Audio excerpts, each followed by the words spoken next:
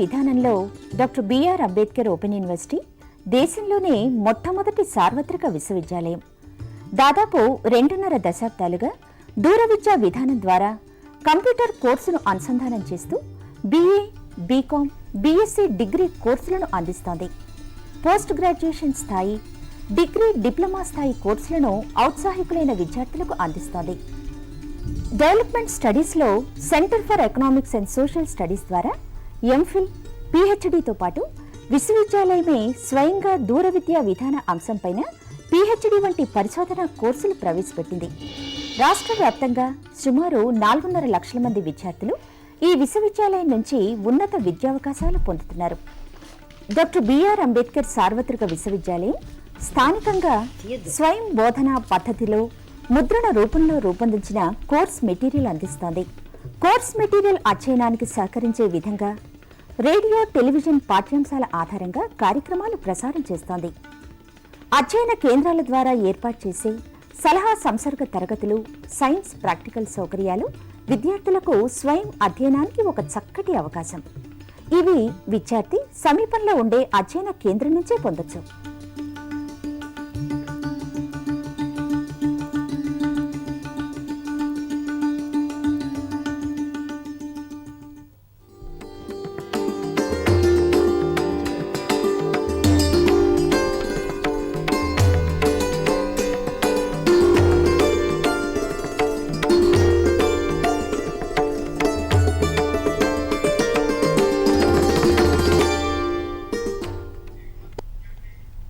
Hello learners, welcome to this teleconference. The topic for today's discussion is biodiversity and conservation. This topic is part of Unit 15 of Course 3, MSc first year. Biodiversity or biological diversity represents all life forms on this earth. It includes plants, animals, and myriads of microorganisms. Biodiversity is the variety and variability in all these life forms. Now, these life forms took millions of years to evolve, but man, due to his various activities, is threatening this biodiversity. Now, this in turn threatens the human survival itself. Now, we are going into the discussion, and to help us in this discussion, we have two experts in the studios. On the extreme left, we have Professor P. N. Rao. He is the retired professor of botany from Nagarjuna University, Guntur. He is also a visiting professor of JNTU. He is also a guest lecturer at various colleges, including the UGC Academy for Teachers.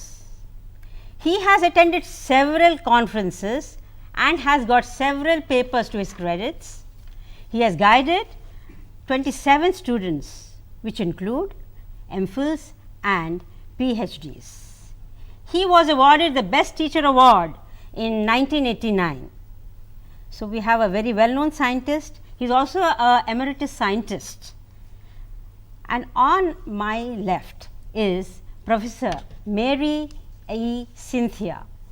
She is a senior professor at University College of Women in Koti. She has got 27 years of experience and she has got 35 papers in international and national journals.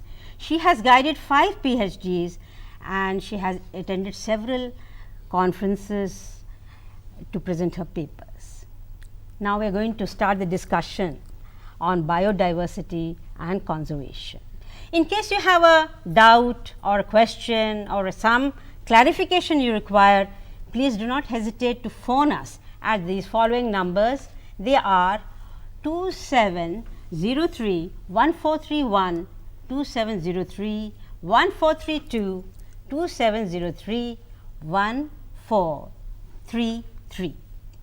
So, now we start the discussion, and let us first know what is so important about biodiversity. Why has it come into focus now? People are talking about biodiversity. In fact, this year has been declared as a year of biodiversity. And all of you all are aware of Copenhagen discussions. People are talking about climate change. So, let us request Professor P. N. Rao to tell us what is this importance of biodiversity, sir. Please. So, as has been mentioned just now, this particular 2010 is in fact an extraordinary year for this particular subject, biodiversity. I congratulate B.R. Ambedkar Open University and Dr. Saraswati Rao for choosing this particular topic in 2010, which is recognized by the UNESCO as recently as January 11th, 2010 in Berlin as the IYB, that is International Year of Biodiversity. That is a very, very coincidental situation, and we are celebrating in fact the International Year of Biodiversity today.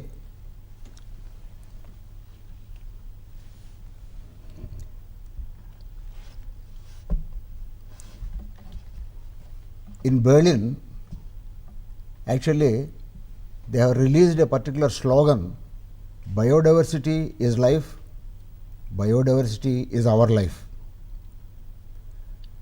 It is very interesting to note that 2 days back on 21st and 22nd January 2010, there is an international conference and exhibition in Paris. And it is also interesting to note the further programs about this biodiversity in 2010, which all emphasize the extraordinary special thrust area, primary importance of this particular subject, biodiversity, and also the technology of its conservation. We are going to have an international get together in Doha, Qatar, sometime in March. We may have an international get together in Delhi in April, in Montreal during the month of May, and in New York in October they are going to have an international get together. It clearly emphasizes the need for awareness and literacy about this biodiversity. We are all aware about this biodiversity, as has been mentioned by Dr. Saraswati Rao.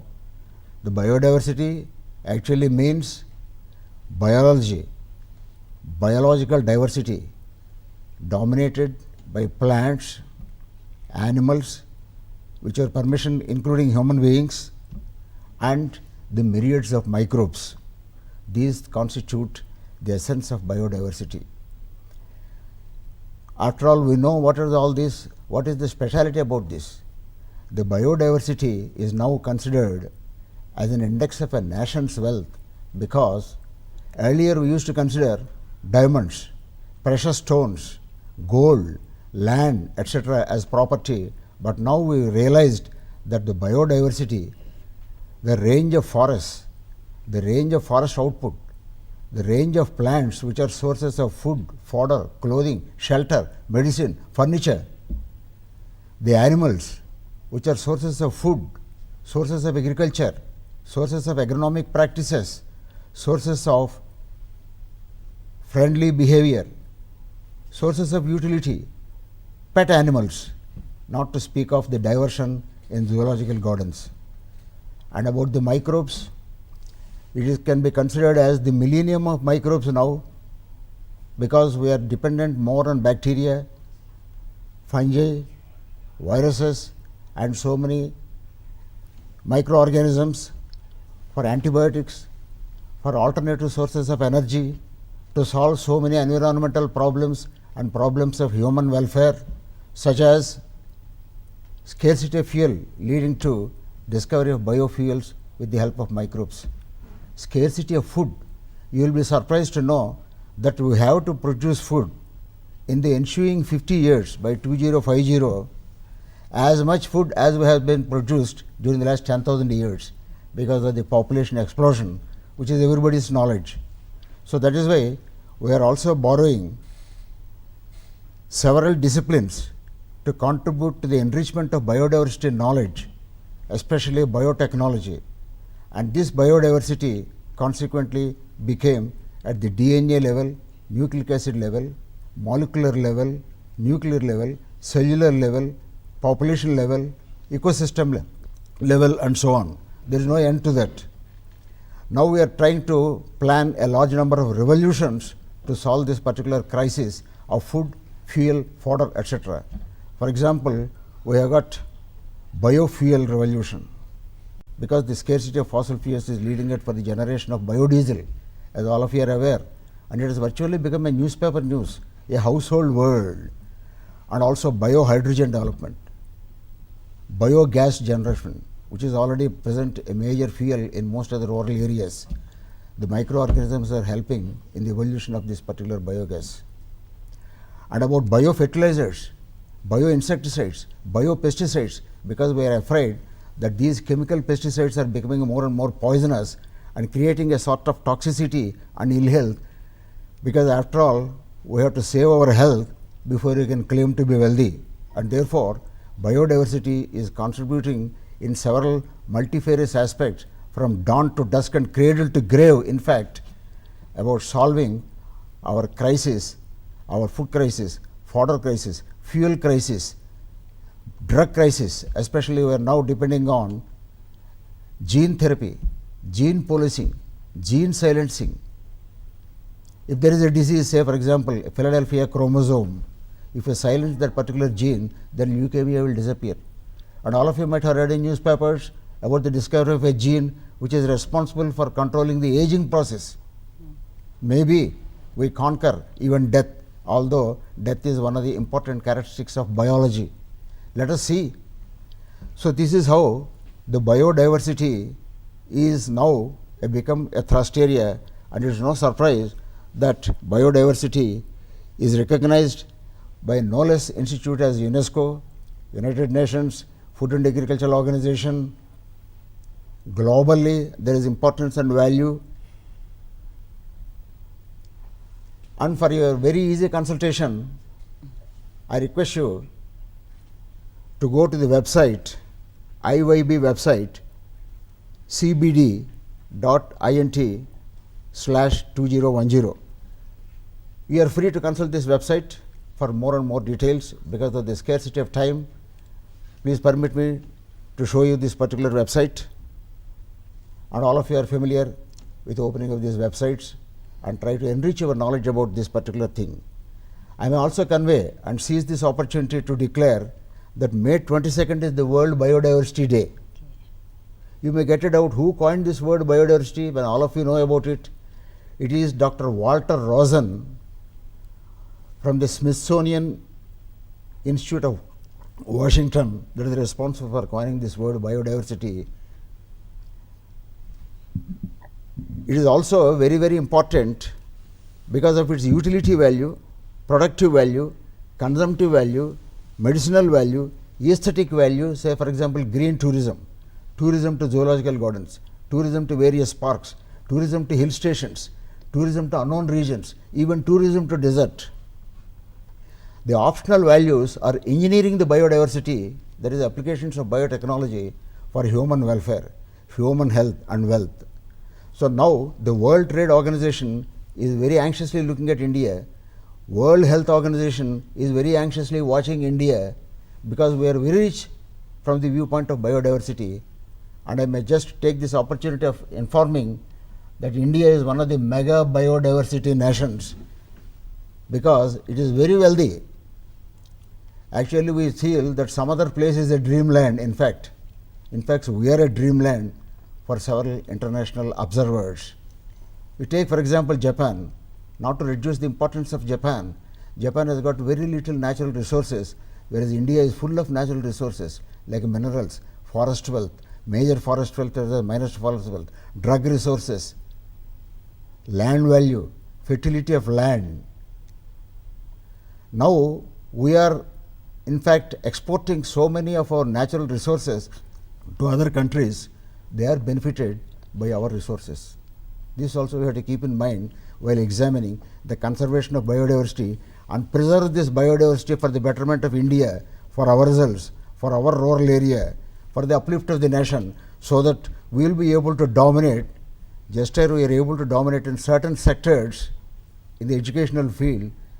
Let us hope to dominate and be on the prime situation in future about the natural resources, forest wealth, food wealth, and intellectual property capacity of the human resources, because as I have declared, human beings also are a part of the animal kingdom.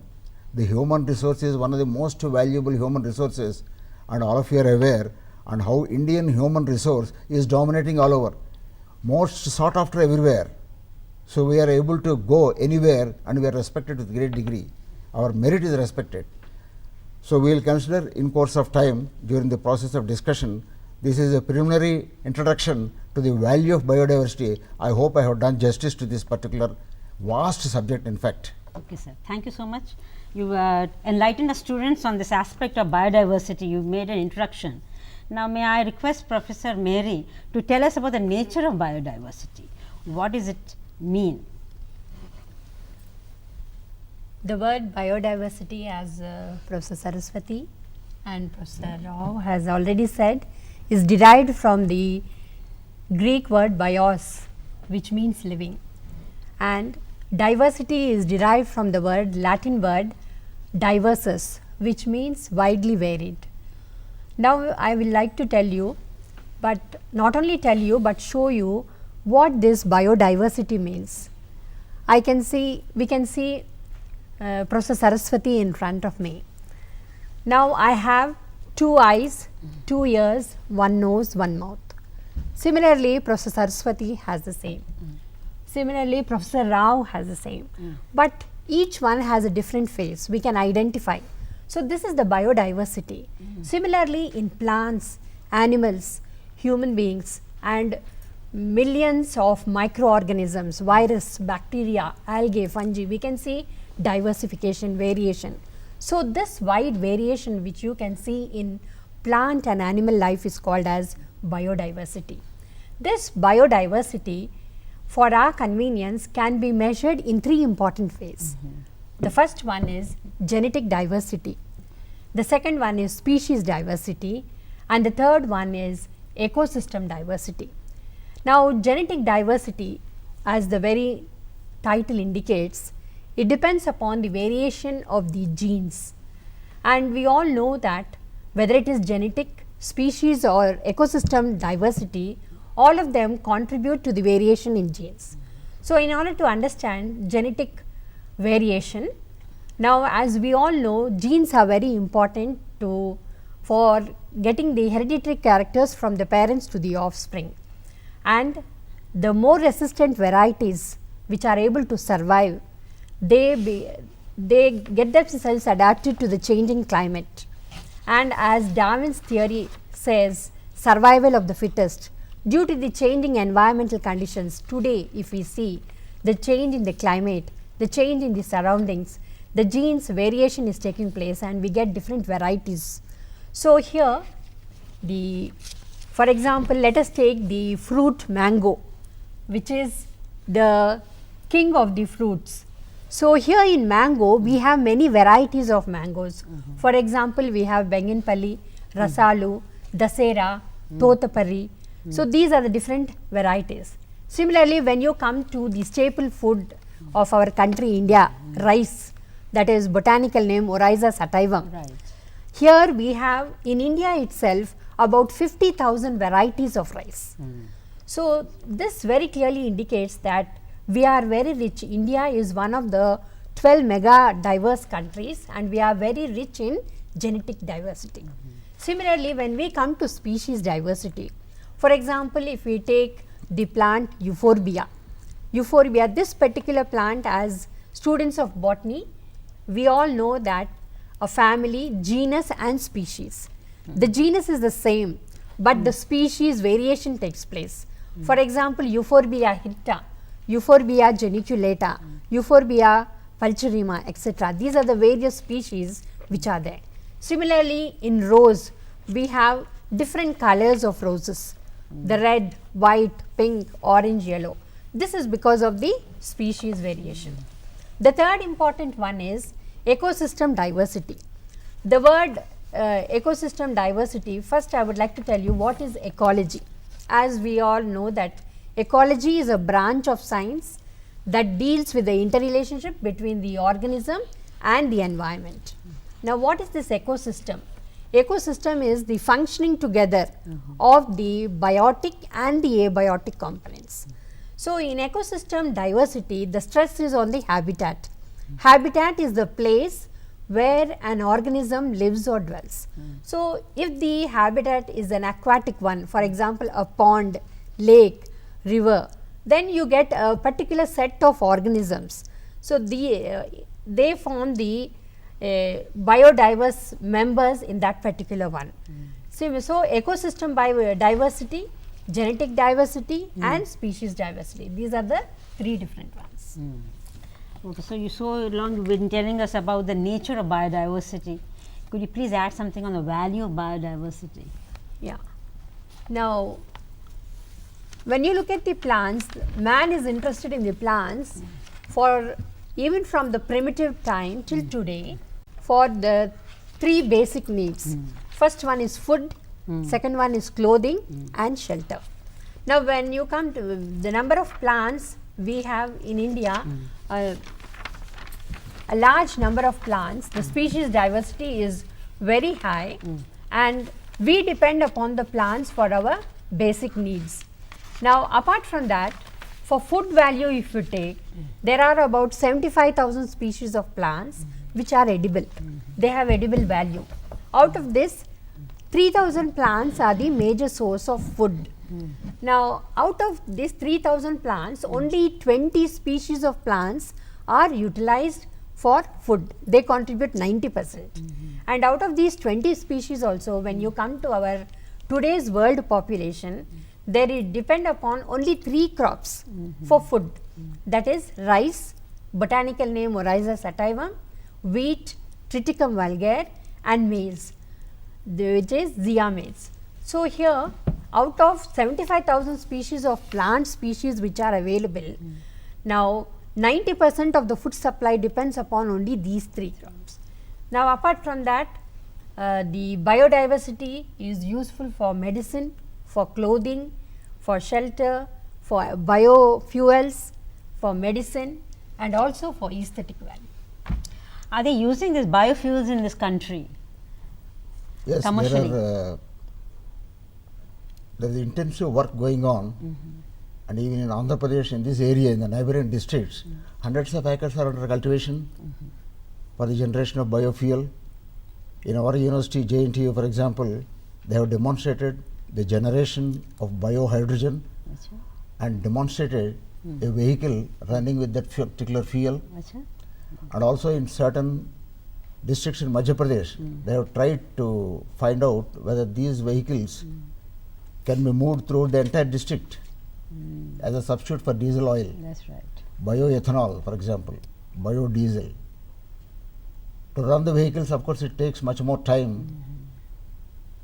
But for cooking gas, the biogas generation, which is a microbial outcome of exploiting the biodiversity, the trend is now, it is wealthy because we are able to get cash from trash, cash from ash, wealth from waste. So, these are now popular slogans in trying to exploit this biodiversity, which your permission I may add. In the earlier days also they used to have the exchange biodiversity, which is called as the barter system. If you give me tamarind, I will give you eggs, for example. Later has become a global aspect and the emergence of conventions of biodiversity to claim rights. There is a general agreement on trade and tariffs also. From 1994 we have got the World Trade Organization. And most of you are familiar with the General Agreement on Trade and Tariff, which we are not very happy to sign and give acceptance because it is not advantageous to us. It was slightly modified by Dunkel, which is also a sort of modification in a different way, and therefore that also we did not accept. We are not able to accept because they are cutting at the root of the wealth of our biodiversity. To mention one more example, as a popular example, a male lion up to an age of 7 years can generate a revenue of $515,000 due to its aesthetic value, due to visit by people to zoological gardens. If killed, which is called as poaching, you will get only $1,000 on the spot. It is something like the story of the goose and golden egg that we are now preparing. In its lifetime, a Kenyan elephant can earn $1 million as a tourist revenue.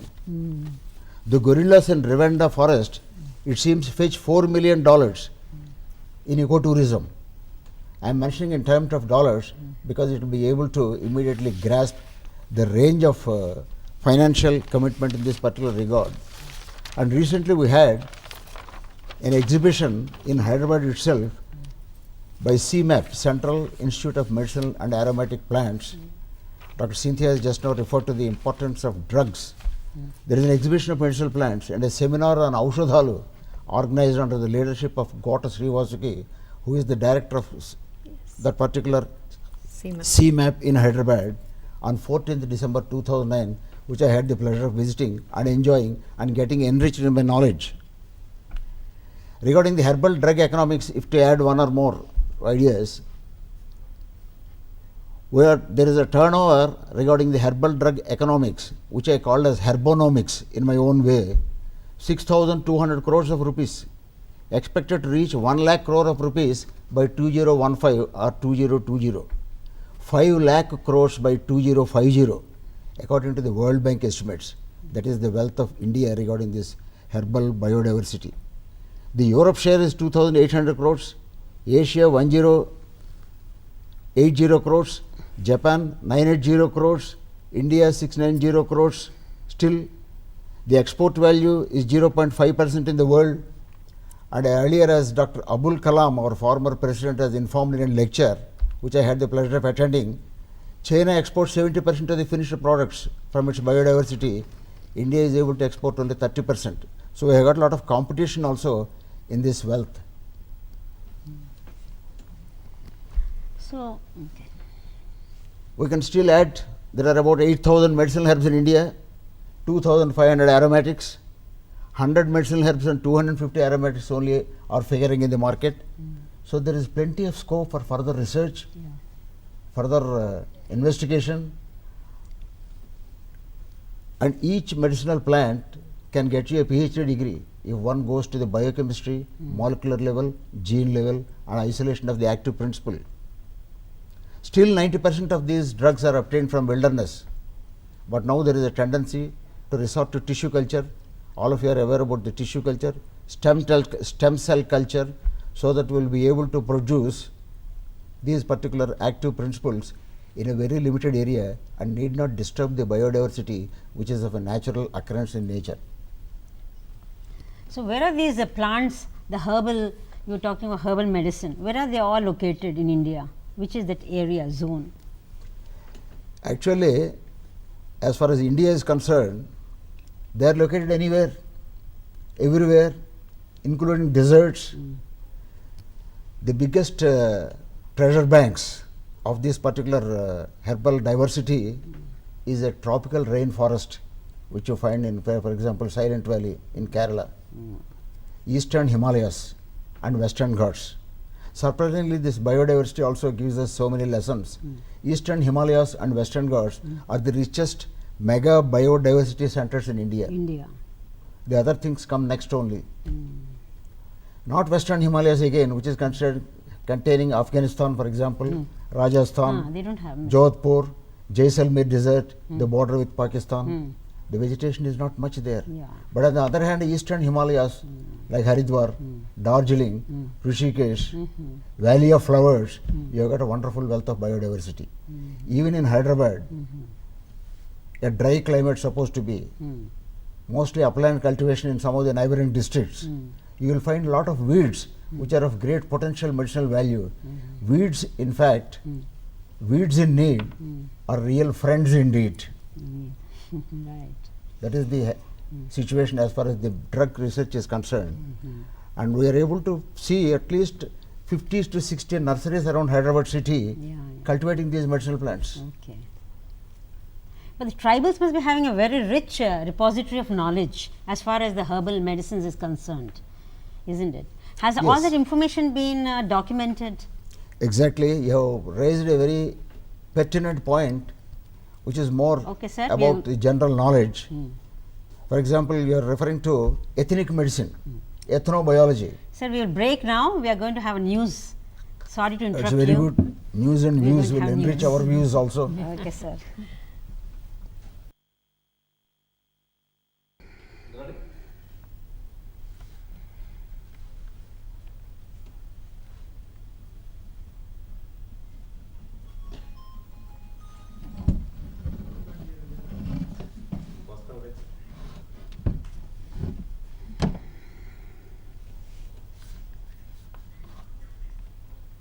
Welcome back after the news. We were discussing biodiversity, the nature, the value of biodiversity, and the biodiversity in this country, which is very, very rich. India is considered as a mega diversity center. As Professor P. N. Rao was saying, there were so many varieties of plants, especially the medicinal plants, the herbs, which are worth millions and millions of rupees. Now, let us also talk about the global biodiversity. Would you please kindly highlight the global biodiversity of the world? Sir, Professor P. N. Rao garu. Yes, we have to consider the global aspect before we can assess where we stand in this particular regard. The global biodiversity, where it is very rich, treated with the term global hotspots. Wherever there is a plenty of material, useful material, economic material, material for World Trade Organization, it is a hotspot, a sought after spot. Hotspots are, in fact, simply speaking, very rich in their biodiversity of plants, animals, and microorganisms. Lot of research work and several doctoral theses, dissertations, and research papers are published all over the world, and you have got the plenty of material about these hotspots on the Google, in the internet as well. To our surprise, sometimes these hotspots, the names of these hotspots look somewhat obscure. We don't believe, in fact. The tropical Andes, for example, Venezuela, Colombia, Ecuador, Bolivia, Madagascar, Philippines, eastern Indonesia, South Africa into Cape Floristic region, Antilles, Brazil, Mediterranean region, Southwest Australia, West African Guinean forest, New Caledonia, Southwest Australia and Tasmania. Not to re-emphasize eastern Himalayas and western Ghats in India. So we should be proud that we are there in the hotspot. Another interesting aspect of this hotspot is we find rare biodiversity, unique biodiversity, exceptional biodiversity, business biodiversity, and also endemic biodiversity. 2% of a flora, say for example plants, restrict themselves to a particular hotspot. When they are transferred from one place to another for cultivation, etc., naturally they perish because they cannot accommodate and adjust. Ecological adaptation is zero in these endemics. So hotspots are those which are very rich in biodiversity, a list of which has just been given now, and also containing a percentage of endemics which have to be saved and conserved, and obviously the next burning aspect will be conservation. Yes, sir. So, sir was talking about the global biodiversity. Now, is there any threat to this biodiversity, Professor Mary? Yeah, there is a threat to the flora and fauna. Now, the main reasons or the causes for the threat are, the first important cause for the threat is destruction of the natural habitat. That is the natural place where the organism occurs. Now, man is utilizing this natural habitat for various purposes today. The first important reason is for agriculture. For agricultural purpose, the natural habitat like the forests, the rivers, the lakes, etc. are being utilized. The next important reason is urbanization. Cities are expanding. Even our city of Hyderabad is expanding enormously. The third important reason is industrialization. So, because of these three important use of the habitat for agricultural purpose, for urbanization and industrialization, there is a threat not only to the flora but also the fauna. The second important reason for the threat is overgrazing by the domestic animals. Now, overgrazing of the domestic animals, whether it is any type of forest or a grassland, in course of time, if the animals overgraze it, ultimately it will be converted to a desert. The third important reason is poaching. Poaching of the wildlife, especially for meat, for skin, for fur and ivory. And the fourth important reason is export of some species. Now, all these are leading to the endangered of the plant and animal species. So, we are under a threat. So, there is every need to protect the biodiversity. Now, here these are the plants which are endangered. The first one Is Neetam. Neetam species, which is a gymnosperm, endangered. Then you have Cycas, which is endangered, and Ephedra. These are the three gymnosperms which are endangered. The next one, we have the insectivorous plants. We have Drosera, Nepenthes and Utricularia, which is commonly called as the bladdered worm. These are some of the endangered plants of our country India. Next, we have the endangered animals. We have the Indian rhino, the tiger, the elephant, the national bird peacock and the crocodile. So, these are some of the plants and animals which are endangered. The next one, the pond. Ponds are also disappearing. For example, when you come to Hyderabad city itself, when we go towards Masab tank, towards Medipatnam, we come across a place called as the Masab tank.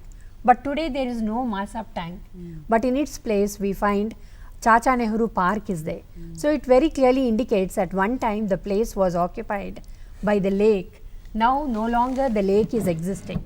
So, we have to protect our natural resources like ponds, lakes, rivers and even our wildlife, plant and animal life. We have to protect them. Okay. So, what are the steps we can do, take to protect these biodiversity? The first important one is especially when we want to protect our water bodies, lakes, because the water is used for drinking purpose, for agricultural purpose. So, these lakes, all around the lakes, you have to have a guard detachment area and we should see that no effluent from an industry or no sewage from a residential area enters into the lake, but they have to be treated. The industrial effluents have to be treated according to the standards laid down by the World Health Organization, or in India we have the ISI standards. The effluents have to be treated, then only they have to be let out. Even the sewage has to be treated and let out, so that our waters can be protected. And here today we have in the Hussain Sagar Lake, sewage effluent treatment plant has been laid down by the government, especially the Municipal Corporation of Hyderabad. So, we are taking steps to protect our Hussain Sagar Lake. So, these steps are being taken down to protect our water bodies. Similarly, the forest resources, they are protected because we are keeping as biosphere reserves, national parks, bird sanctuaries, nature reserves, biosphere reserves. Especially there is no hunting of the wild animals. So, we can protect our biosphere reserves. So, these are all the strategies how we can conserve our resources. Madam, what is the definition of conservation?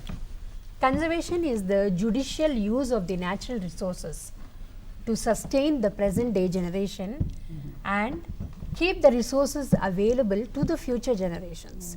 We should not exploit our resources completely, but we should use them judiciously so that we can use it for our present day, sustain ourselves and at the same time keep it available for our coming generations.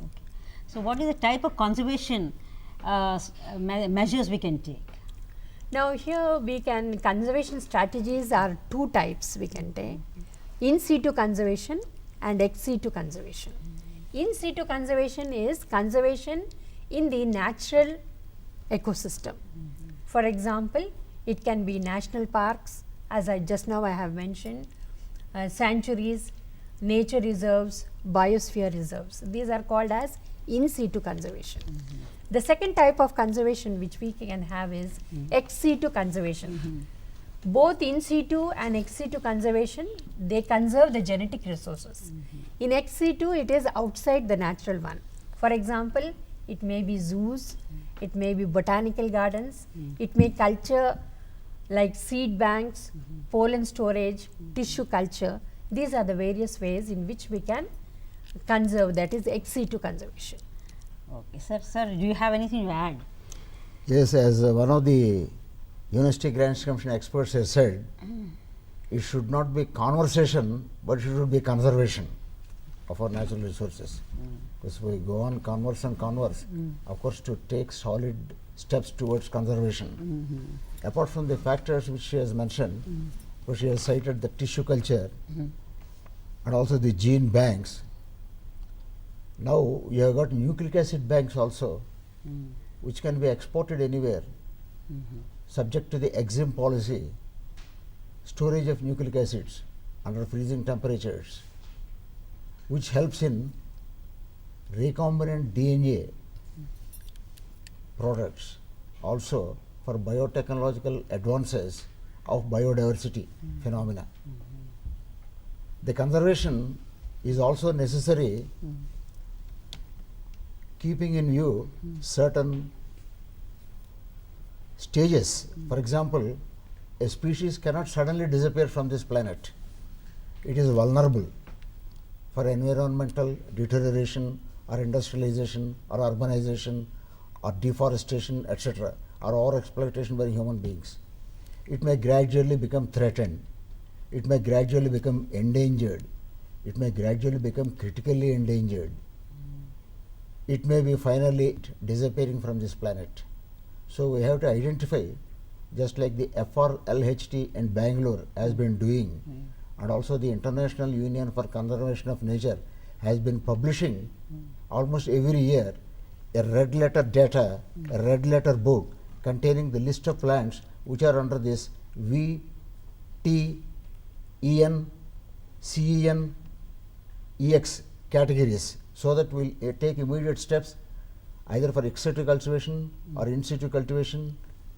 When both these are not possible, go for tissue culture, isolation of genes, isolation of nucleic acids, and go to the molecular level storage of these things also. Apart from this conservation, we have also to take care in the conservation of our property, not necessarily what is disappearing from this particular planet, from our country, but also we have already declared that it is our property. So we have to save our property, we have to register our property, we have to get copyright on our property. All this depends on our intellect, intellectual behavior.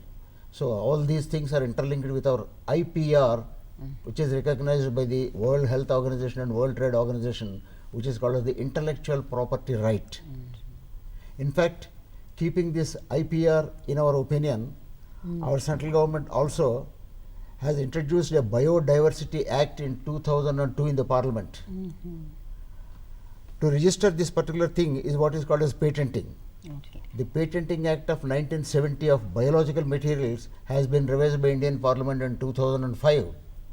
So obviously, some solid thinking is going on from the viewpoint of government as well in trying to modify or amend the earlier acts.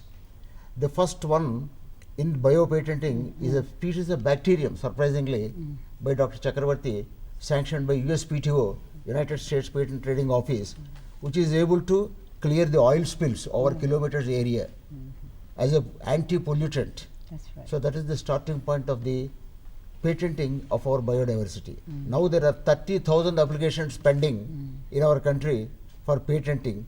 So obviously we are showing a lot of progress regarding the active principle present in some of these medicinal plants, and also there are some qualifications for patenting. Qualifications for patenting. That means one has to prove that it is a first-hand discovery, not known to the scientific body earlier. It has got really practical advantages. It is something like about 10 to 15 pages of application before one gets a patent. Before we are patenting our material, sometimes there is what is called as smuggling or biopiracy. So we have to protect and conserve our natural resources from biopiracy. And all of you know about the examples of neem, about the example of turmeric, about the examples of basmati rice, not to speak of the tendency or trend to smuggle out the Kanjivaram silk moth from South India and patent it elsewhere and claim as their right. Of course, we have to submit evidence to show that this is our property, it belongs to us. So we have to patent it ourselves. How are you going to do it? The solution is whatever knowledge that is available, which is called as the traditional knowledge, should be digitalized and preserved in a sort of library. In Osmania University, they are starting a wonderful building which is going to be a digital library. In JNT library, there is a digital section.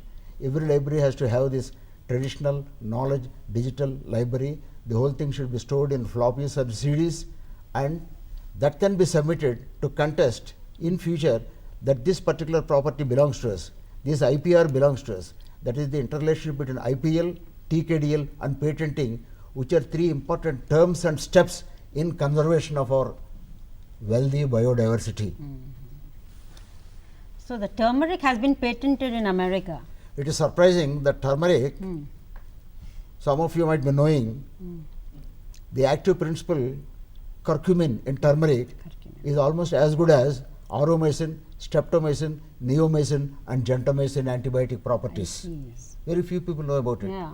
In view of all this, it has been taken away and patented, and with the help of this traditional knowledge digital library and floppies, we went to USPTO, contested by CSIR and got it cancelled on November 20th last decade.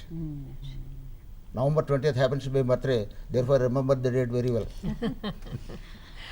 So that is how there is interrelationship and lot of interdisciplinary approach, including legal aspects, government aspects, global aspects in conservation of our biodiversity, because always we look to seize what is advantageous any corner of the world and make it our own.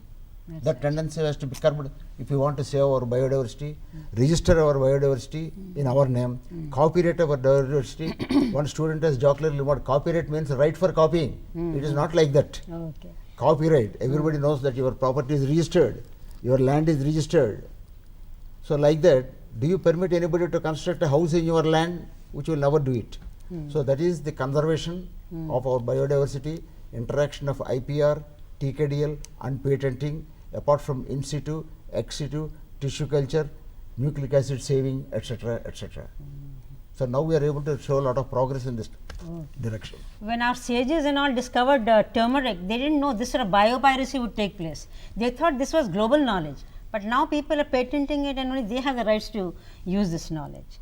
This is a sad story. It is surprising, it is very good that you have referred to turmeric, which is considered now as an Indian gold, and in 2008 there is a 20 pages research paper in Current Science about turmeric, biochemicals of turmeric and why it is actually medicinal.